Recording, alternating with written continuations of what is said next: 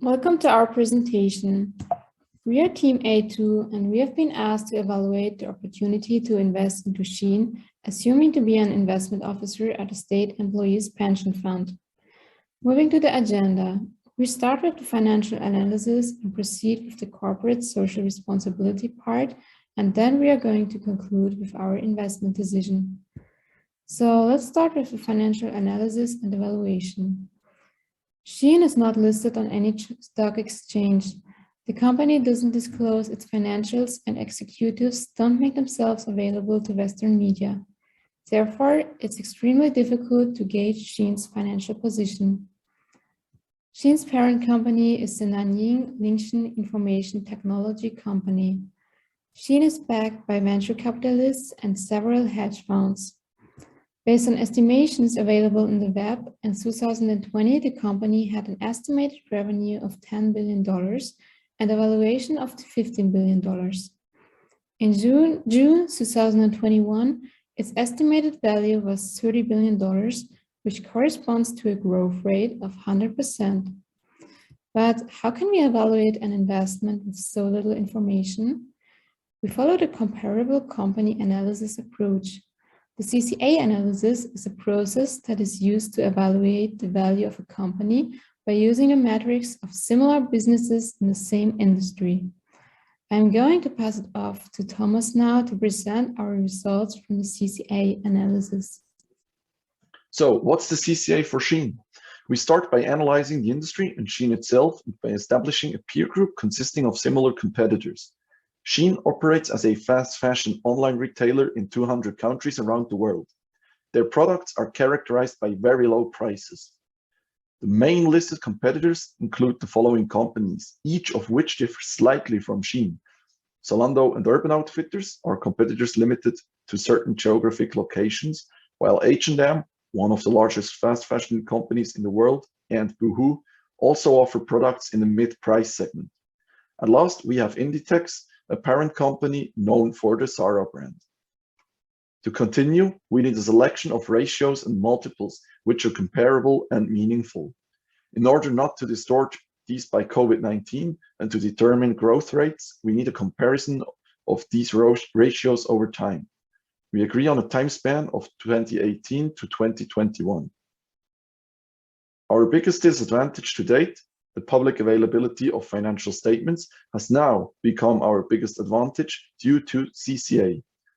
So what are meaningful metrics in the case of Shein? First, we want to evaluate the overall profitability of the business. We base this on the EBITDA margin and profit margin to show how big EBITDA can be and how much the actual profit differs from EBITDA. Further, we use the ROE to determine the return to equity providers. In addition, we want to know how strong the revenue growth of our selection of companies and thus Shein is. Second, we have financial stability. We use the debt equity ratio and the quick ratio, which should give us basic information about the debt as well as the liquidity of the companies. Finally, we use valuation multiples to verify the alleged valuation of Shein seen at the very beginning and to question what the valuation of the sector is on the stock market. These ratios are now calculated and compared to the apparel, footwear, and accessories sector of the S&P 500. This can be used to show whether we would invest in Shein or rather in other fashion companies. First off, e-commerce fast fashion companies like our peer group are characterized by lower margins, especially in terms of profit. Nevertheless, the return on equity is similar to these of the peers in the S&P 500. A major advantage of Shein's industry is revenue growth. The high revenue growth rates over both 4 and 10-year span indicate a future-oriented business model. Financial stability appears to be present in Shein's peers. The debt-equity ratio shows us that debt is easily covered by equity, while the quick ratio indicates a strong position that would allow the short-term liabilities to be repaid by liquid funds. Valuation multiples, now it's getting really interesting. The PE ratio suggests that the two groups are valued similarly on the stock market. However, this differs when looking at the enterprise value. The EV to revenue ratio of 1.67 validates the assumption that exists from Shein. It justifies Shein's $15 billion valuation at the $10 billion in revenues in 2020. For 2021, the valuation at $30 billion, its revenues should be at around $18 billion. When looking at the EV to EBITDA ratio, Shein or its peer group is ahead of the S&P 500, which has a ratio almost twice as high and thus a high valuation. Is Shein now a financially interesting investment based on our ratios? Although Shein is characterized by low margins, the return is stable, and especially the growth of the industry shows us a promising business model. The financial stability is rated as solid, as is the valuation. However, this requires a steady growth in sales so that the alleged current valuation can be justified. Now, after we've heard about how Shein performs financially, we want to dive deeper into the company's CSR activities. We as investors need certain information about Shein's CSR activity to make sure that our investment is sustainable and as secure as possible. So how do we assess the company's CSR activities? There are three main dimensions we look at: the environmental dimension that considers the environment, the social dimension that considers people, and the governance dimension that takes a closer look at a company's management. Now, to assess Shein's CSR, we use the Sustainability Accounting Standards Board's measures for the apparel industry. We rely on these standards because it's an international nonprofit organization that aims to establish industry-specific disclosure standards. They are also used globally by many companies in a variety of disclosure channels. So we use these standards to gain international and standardized comparison. Now let's look at the individual dimensions. So first, the E dimension. We surely need disclosure about Shein's management of chemicals in their products. Additional to that, we must know about the raw materials sourcing. And finally, we need full transparency about the environmental impact in the whole supply chain. And these three aspects then show us if Shein is a truly sustainable and unharmful company. Now, for the S dimension, we must know about the labor conditions in the whole supply chain. In combination with that, the aspects of chemical use and raw material sourcing is also important in this dimension. That's because we need to make sure that customers and employees are safe and that all people involved are treated correctly. Finally, the G dimension. Here we add two aspects to the SASP standards because they focus mostly on the two other dimensions. So first, we need to know who leads the company, so full disclosure on the board of directors and upper management. But also, we want to know about the used accounting methods to make sure that everything's okay with that. Now, as mentioned before, Shein does not reveal a lot of information. So what does Shein's CSR contain? We picked some examples of Shein's CSR and compared them to the information we got from sources like the internet and media. So first, they say that they try not to be wasteful with resources and only produce 50 to 100 pieces per new design. Only if the product catches on, they will produce more of it.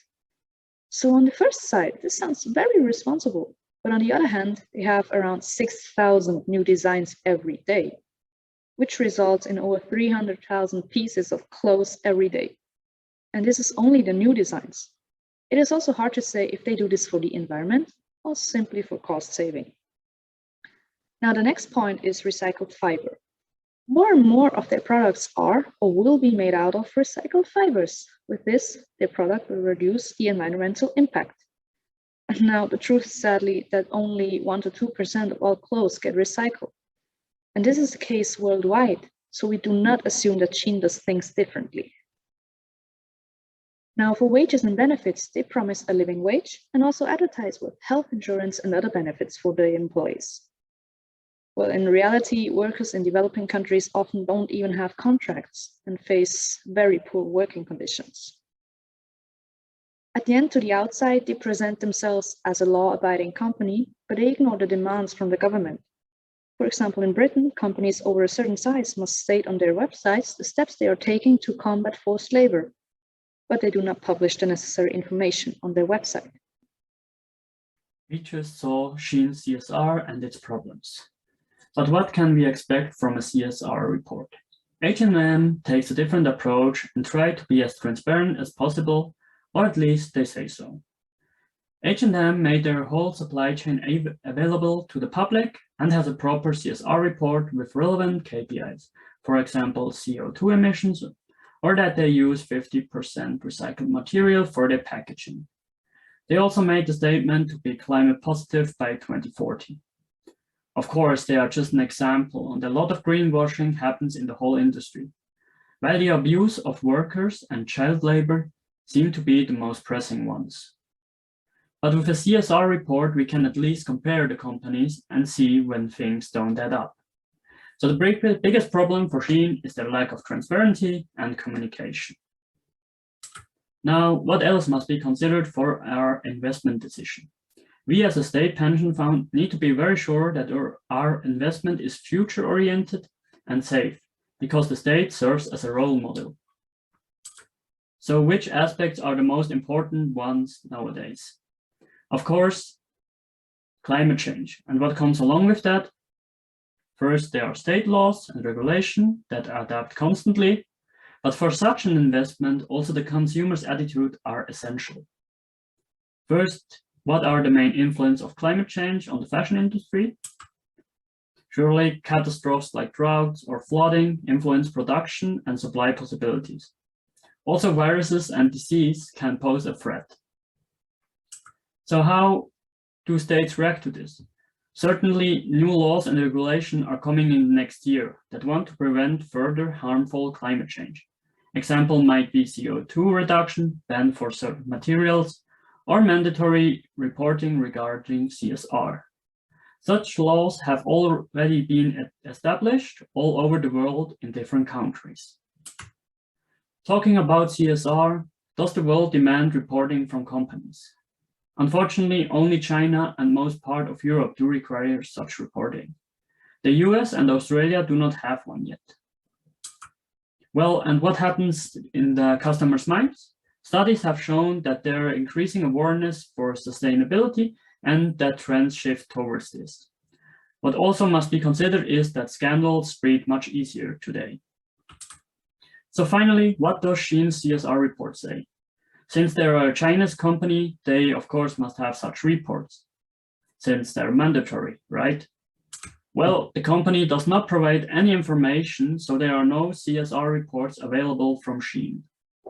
Let's try to sum up the outcomes of our jokes. Based on what is reported by financial media, growth rate and revenue of Shein seem to be solid compared to its peers. However, looking also at the other companies of the same sector, it seems reasonable to have doubts about the possibility of having big profits. Having said this, our main concerns came from the corporate social responsibility perspective. Shein makes fuzzy claims that don't really have a positive impact on sustainability. In addition, they don't disclose any explicit information on their CSR, but based on the limited information we have been able to collect on the web, there are serious doubts on the sustainable policies. We would therefore not consider investing in Shein. But would we consider investing in another fast fashion company? It would be possible to consider an investment in a company of the fast fashion sector with solid economic and financial figures and with a more clear CSR policy. In this case, we would demand that the company takes measures to become more sustainable. However, this would lead to additional costs, which in turn might have a negative impact on returns. Taking into account also the usual characteristics of investments made by pension funds and the trend towards sustainability, it would probably be safer to consider companies not belonging to the fast fashion sector that are more ethical and environmentally oriented. We want to thank you for your attention and thank you for giving us the opportunity to participate on this really interesting case study.